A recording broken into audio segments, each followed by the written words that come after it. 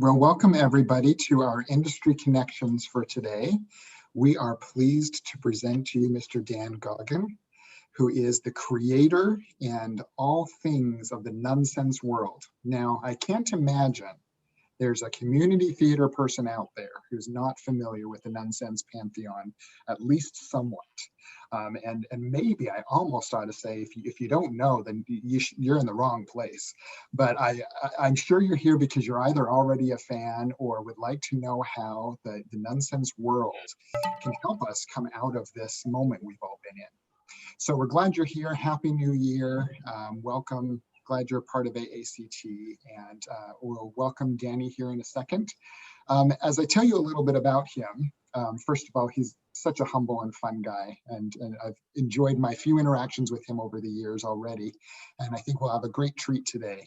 He got his start in the Broadway show Luther, starring Albert Finney, and then he found himself as a comic folk singer. And in that moment of his life, nonsense came into being, and he created that. And now, according to him, he is a habitual habit ironer. He irons habits. That's pretty much what he does for his life now. So he's got some good tips on that for us. And again, I would just say that as we get started, please put your questions in the Q&A. We want to hear from you, and we want to talk about what you want to hear. And as we come out of this pandemic, there's nothing more important, probably, that we're all looking at, is the idea of what sells. What's going to get some people in your seats again, get them familiar with your group again. And I think we all know nonsense is one of those. So hello, Danny, welcome. Why don't you just kick it off and tell us a little bit about the world that is nonsense? Okay, thank you so much. Happy New Year to everybody. One of the questions I always get is how did I start nonsense in the first place? So I thought we'll just get that out of the way, and then we can find out what you really want to know about. I have some little visual aids here. Nonsense started out when a Dominican friend of mine named Brother Raymond, as a joke, gave me a mannequin dressed as a Dominican nun as a conversation piece. And she sat around my house, and a friend of mine who was a photographer said, why don't we make a greeting card of her? And I thought, okay, well, we could do that. And then we talked to a couple of people about greeting cards and doing things.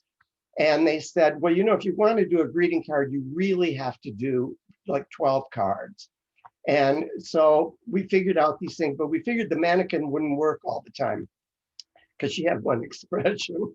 And so I asked a friend of mine who was a dental hygienist, Marilyn Farina, who was just a very funny lady. I said, do you want to be a nun in a greeting card? And she said she would love to. So I just thought I'd show you one of the samples. This is Marilyn. The caption was hang in there, and you can see it's the nun hanging from a telephone pole.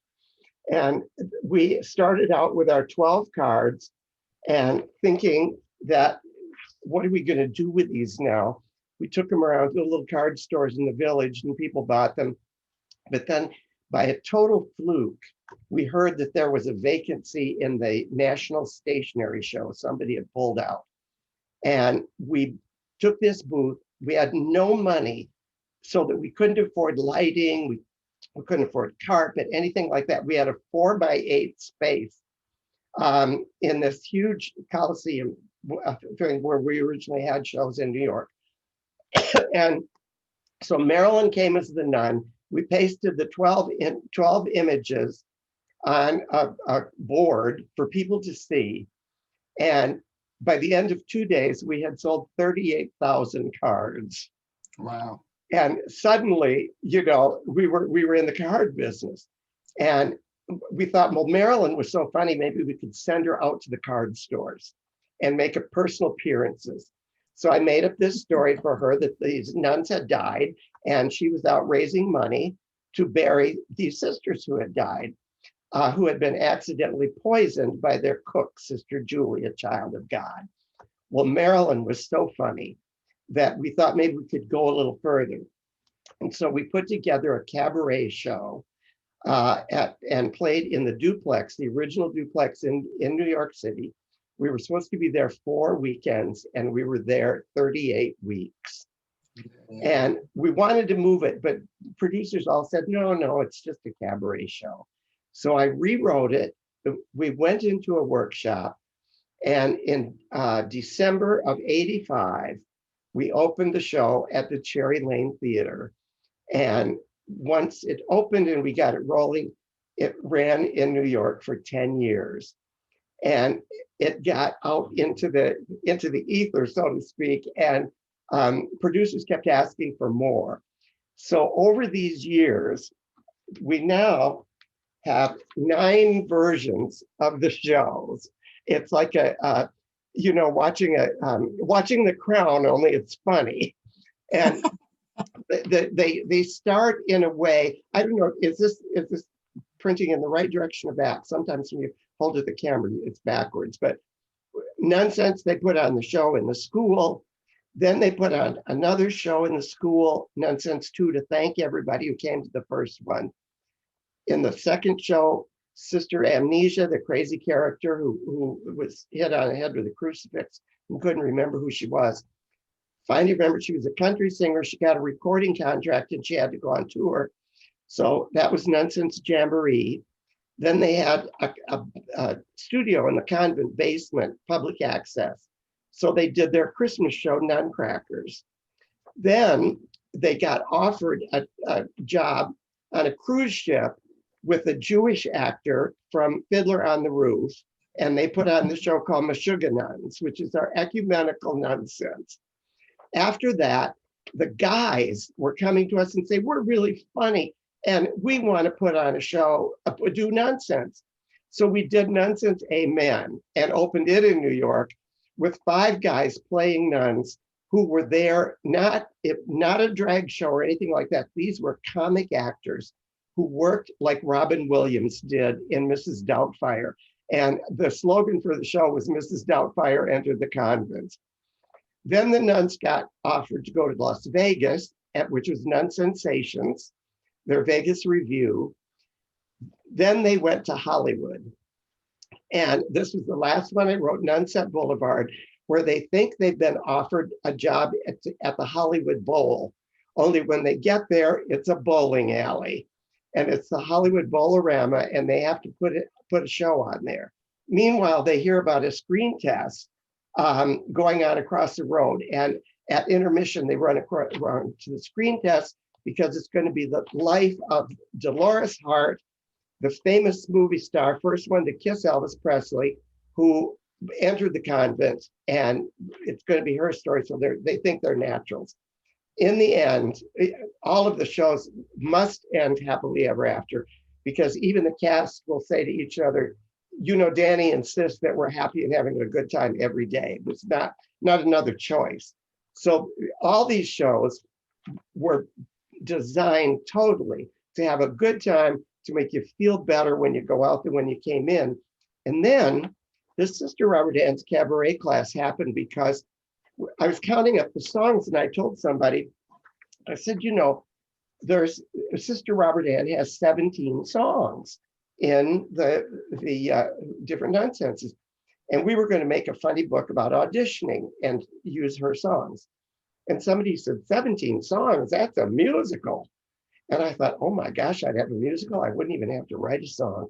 And so we put together Sister Robert Ann's cabaret class, where she teaches the audience how to put together their own cabaret act using her 17 songs and comedy, and the famous puppet that's in all the shows, Sister Marionette, is in the show. And it's just her and a priest or a nun, whoever you might have, who plays the piano.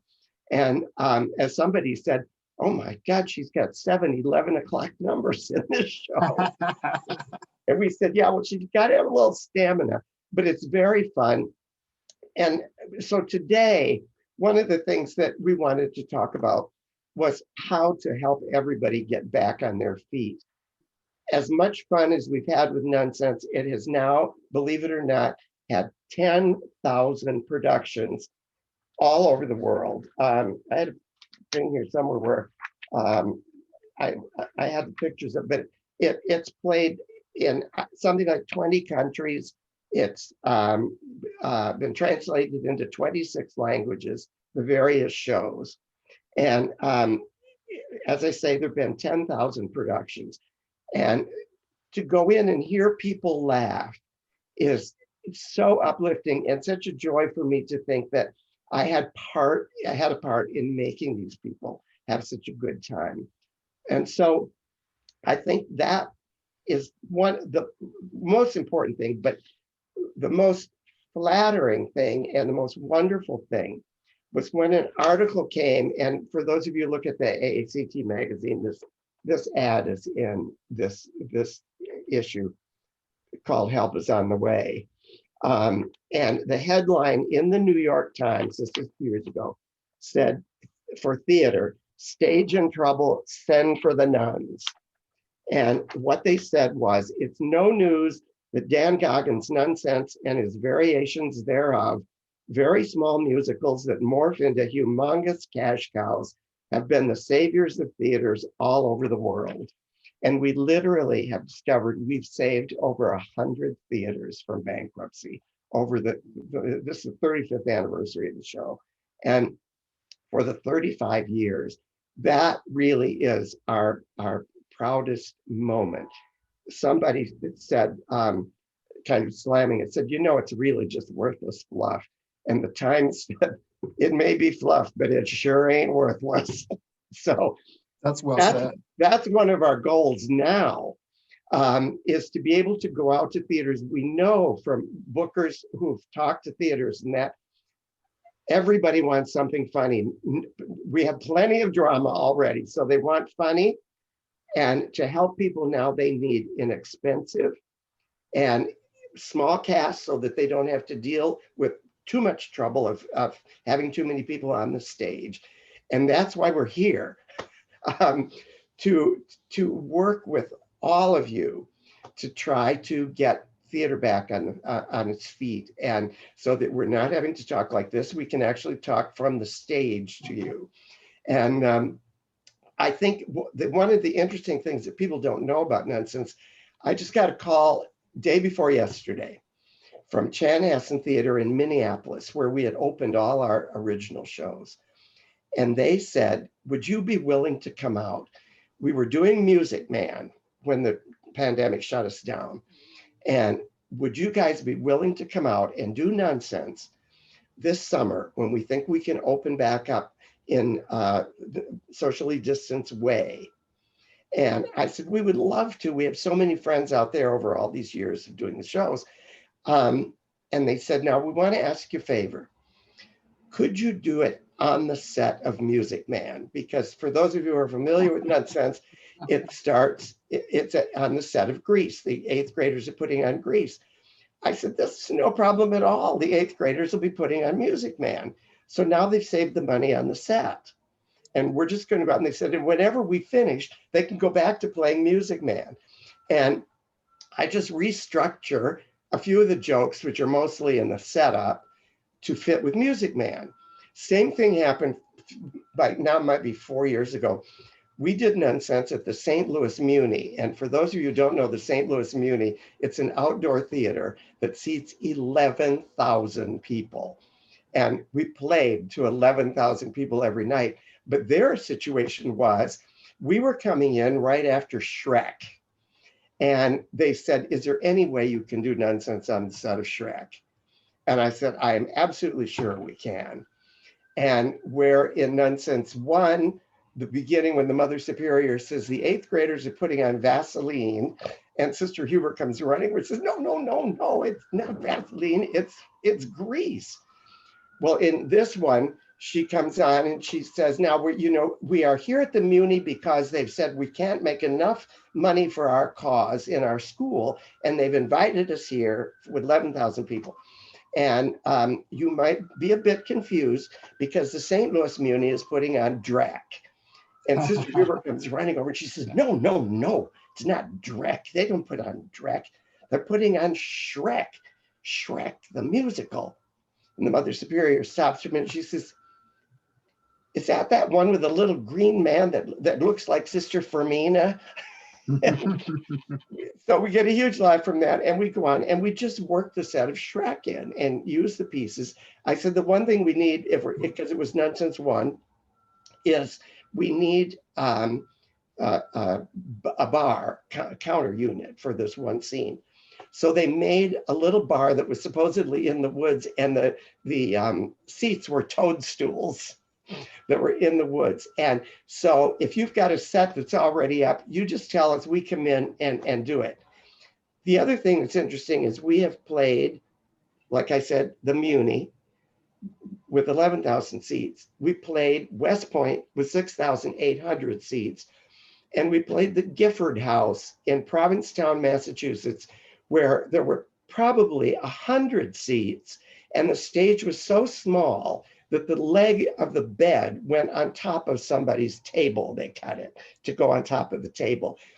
It blows my mind of the way that it works, that how it can work in this tiny little space, or it can work in this huge theater. And when we first started on our first big national tour, I said to the cast, I said, you know what? I said, when I was in high school in Alma, Michigan, which is where I grew up, there were 600 kids in our high school, and the auditorium seated 600 people. My cousins went to school at Cooley High School in Detroit. And in Detroit, they had 2,500 kids, and their auditorium had 2,500 seats. So I said, all you got to know is that you are in a big high school, but you still go out in the audience at the beginning. You know, you tell people to behave, you tell them jokes, whatever.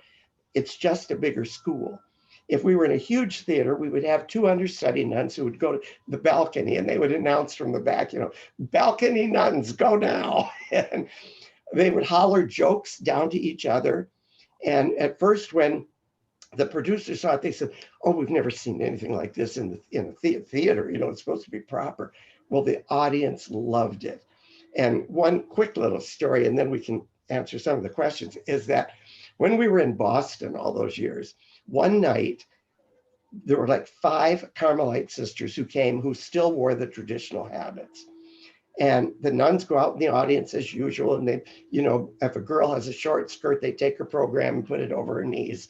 And one of the, Sister Hubert, sees one of the nuns. And she says, you, over there, are you chewing gum? And the nun was chewing gum. And she goes over to her, and she puts her hands out. She says, spit it out right now, spit it out. She made the nun spit it out. The audience went crazy. It was like they all got even with Sister now from what they'd done in grade school. When she took it back, and it was really funny because one of the nuns says, says, make her stick it on her nose. So we've had these just incredible experiences like this. Actors say they love it because although the show is totally scripted, because there's no fourth wall, it always happens in real time. If a set falls down, that's what happened in real time. And for those of you who say, well, now we got to wear masks. If they come out with masks, I said, you know, you only have to do is, if you're 6 feet apart, just pull your mask down when you sing. Otherwise, you know, you put the mask up. And there's one point where they do a kick line that they have to be next to each other. And usually the Mother Superior yells out, sell it, girls, and they do this kick line.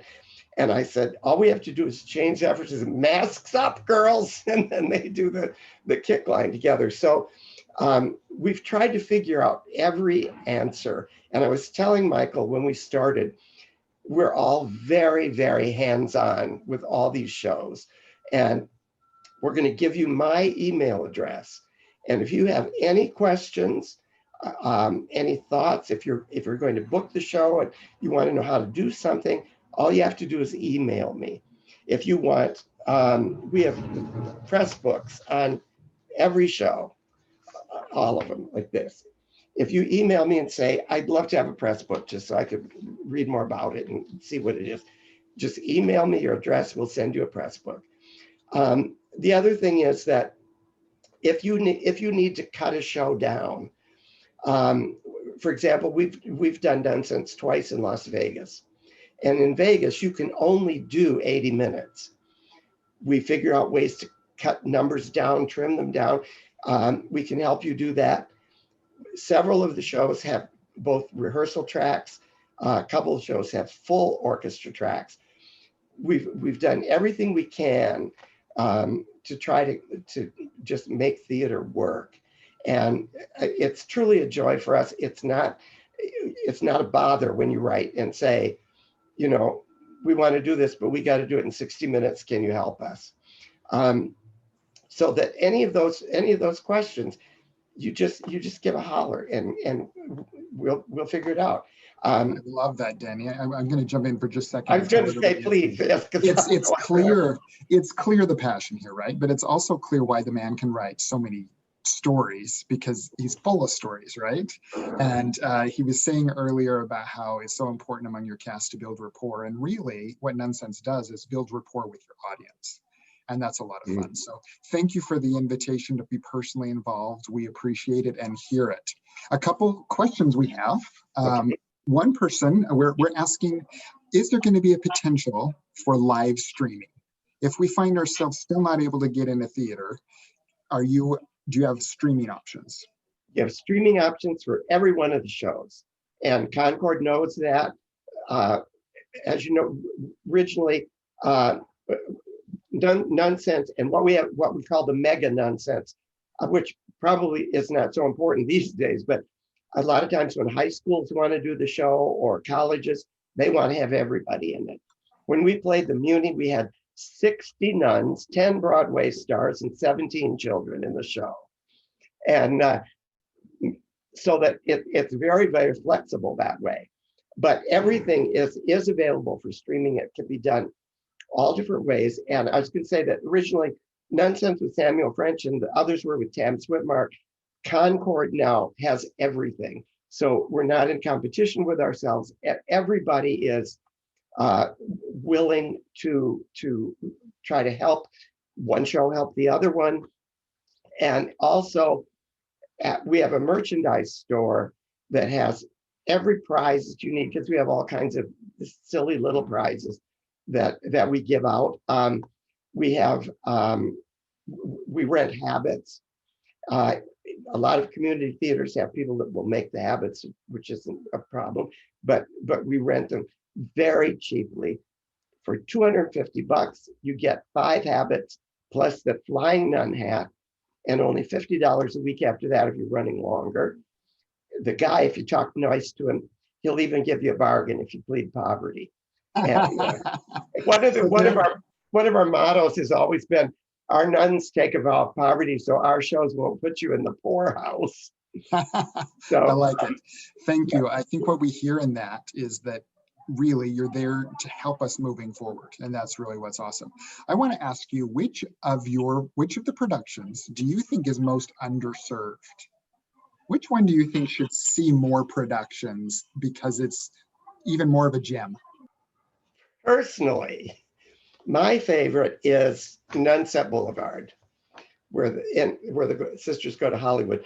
The thing about Nunset Boulevard and the way I did the show, all the shows, was the nuns, they're the same nuns, and each year they get a little better because now they've got experience. And so the dancing is a little better. For example, in Nunset Boulevard, it's the first show that I've ever written a ballad for Mother Superior. And so for so long, we've had the comic Mother Superiors that very often were not the character actors who could just sing a ballad comfortably. And we have things like they made these fabulous costumes that go over the habits for a number called the Hollywood Blondes. And we actually have, because they are in a bowling alley, we have people come up. These pictures I think are unfortunately too small. Let me see, but who come up and bowl a turkey. And the way that happens, the Sister Amnesia is walking across the stage because they're in the bowling alley. She got a roaster with a turkey, and Mother Superior said, "What are you doing?" She said, well, they said in there, if you bowl a turkey, you will win $1,000.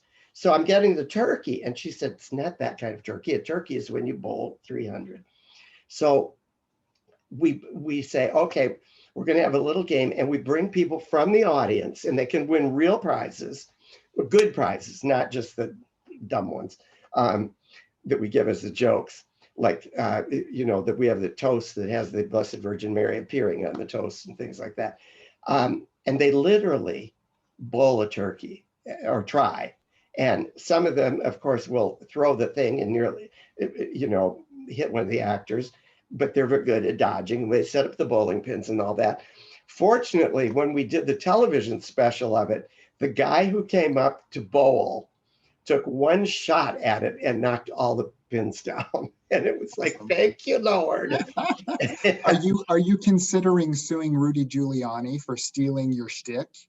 You put the nuns in there thinking they're going to the Hollywood Bowl, and he thought he was at the Four Seasons. He stole your shtick. Here's the thing. I feel like that if we were getting in line to sue Rudy Giuliani, the line would be so long that we probably would never even get up to the judge. That's funny. So tell us, you've got that beautiful paper with the 9 shows on it.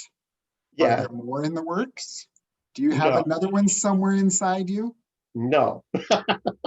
It's funny. Every time I would do one in Minneapolis, they would come and interview me, and they say, he said, this is it. This is it. And they said, he always said, and then of course I'm back 2 years later with another one. And when I wrote Nunset Boulevard, but there's a reason. When I wrote Nunset Boulevard, that was the 7th one. Every single show, Praise the Lord, has been a hit. And when we were doing Nunset Boulevard, normally, and tell me when we're getting close to time, because I don't want to take we're about 4 minutes. Oh, okay. Normally we would do it on the set, but they had a show that was running longer, so we had to do it in rehearsal room. When we moved it up on the set, and I'm the first one to tell you that tech is always a mess, but this was such a mess. I thought, oh my God, this is not working. This is not working. And it was the 7th one. I thought, oh my God, I'll have to write another one to repeat myself. Oh boy, I have 6 shows and this. And yes. And then the next day it came together. And by the time it opened, it was a big hit. And I was like, dear Lord, I promise I'll never write another one. But what really has happened, the sisters are now back in Hoboken. We've decided they've had all these adventures. They're back in Hoboken, and they're going to go back to teaching. But they find out that there's going to be a variety show contest in Hoboken. And we've actually made a pilot for the show. It's got like 10 Broadway stars in it, fantastic people. And although I shouldn't be trying to sell the pilot to the people we're trying to take to the theater, if you go on YouTube and just put in a nonsense pilot, it's a 30-minute pilot, and it was so beautifully directed. We're very proud of it. And once the COVID is over, we'll be hustling that. But it was a new experience for me and a different kind of thing to do, because I really felt that, we've been there, done that, done everything with the variety shows. And so let's just keep those going. And then we could try the pilot. So do we have more questions? Can we stay an hour? Well, that's not big. That's beyond my control. But I'm going to say 2 things. I'm going to say, firstly, thank the Lord for what you've put out there for us. We all love the lighthearted, happy nature of these. I hope some people take the opportunity to jump on and speaking with Concord, and even speaking to you directly. So in just a second, I'm going to have you shoot out the website address, as you said. But the last question someone suggested was, what about one more with them in an old folks home, an old nun's home, and they can do everything with their walkers and that. So there you go. You've got one more idea out there from Louine. So she's got your... From who? Her name is Louine. Get her. Louine, I want to give you permission right now that you can write that up. Oh, excellent. And create it. Although that I just want to be a star, she does talk about when she's going to be in the old nun's home. Perfect. So it's a little start for you. There you go. And where can we contact you? What are the websites? The easiest thing is Nunstuff, Nunstuff, like Frank, Nunstuff@gmail.com. And if you want the actual Nonsense website is just nonsense.com. And Concord Theatricals is concordtheatricals.com. But if you forget those, just remember None Stuff at Gmail. You can send me an email and just say, I forgot the other ones. What are they? And I'll get them back to you. So, and it's so easy for me now because I can't leave the house. So why not just sit here and talk with all of you people? Oh, thank you, Danny. We appreciate your time today. Thank you for the work. We're excited to see more of it, and hopefully everyone will jump on, and good luck everybody in the future as we move forward, and we'll see you at another event in the future. I sure hope so. This has been terrific. Thanks so much, Michael, and everybody. You're welcome. Bye, everybody. Happy New Year.